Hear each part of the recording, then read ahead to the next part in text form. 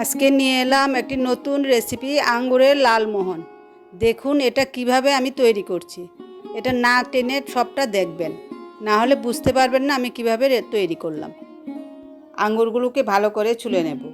দেখুন কিভাবে ছুলে নিলাম। এখন আমি মিক্সিতে দিয়ে দেব। মিক্সিতে দিয়ে পেস্ট করে নেব। এটা দেখুন পেস্ট করে নিলাম। এখন আমি গ্যাসে কড়াই বসিয়ে কিছুটা আঙ্গুরের পেস্ট দিয়ে দেব। দেখুন আঙ্গুরের পেস্টটা দিয়ে দিলাম। এবার কিছুক্ষণ নেড়ে চেড়ে এটা শুকিয়ে নেব। এখন আমি 1 বাটি পরিমাণ সুজি দিয়ে দিলাম। আবার কিছুক্ষণ নেড়ে চেড়ে এলাচের গুঁড়ো দিয়ে দিলাম। এবার আমি যেই পরিমাণ সুজি দিলাম সেই পরিমাণেই এভরিডে দুধ দিয়ে দিলাম। আবার কিছুক্ষণ নেড়ে চেড়ে একদম যাতে কড়াইতে না লাগে শুকিয়ে আসলে বাটিতে নামিয়ে রাখবো। কিছুক্ষণ ঢেকে রেখে দেবো ঠান্ডা হওয়ার জন্য। এবার একটা বাটিতে জল দিয়ে চিনি দিয়ে শিরা করে নেব। দেখুন শিরা করে নিলাম। এটাতে আমি একটু গুঁড়ো দেব, এলাচি দিয়ে দিলাম। গুড় দেব কালার আসার জন্য।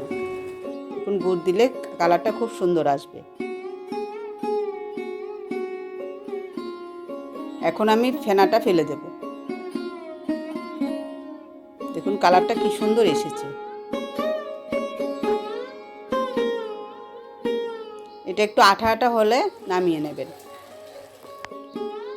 এখন এটা আমার ঠান্ডা হয়ে গেছে লালমোহনের মিশ্রণটা। এখন আমি লালমোহনের আকার দিয়ে দেব। এটা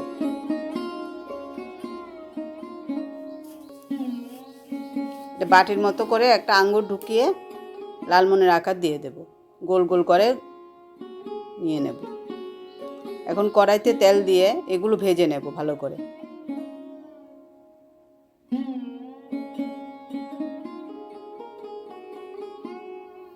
কিছুটা ঘিও দিয়ে দিলাম। এগুলোকে এখন লাল লাল করে ভেজে নেব।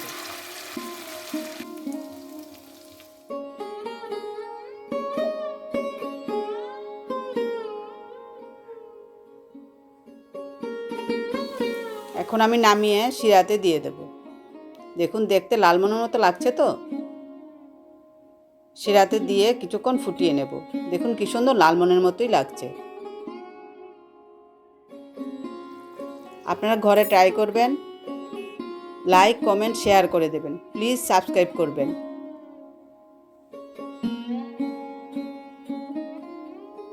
দেখুন খেতেও খুব দারুণ হয়েছে।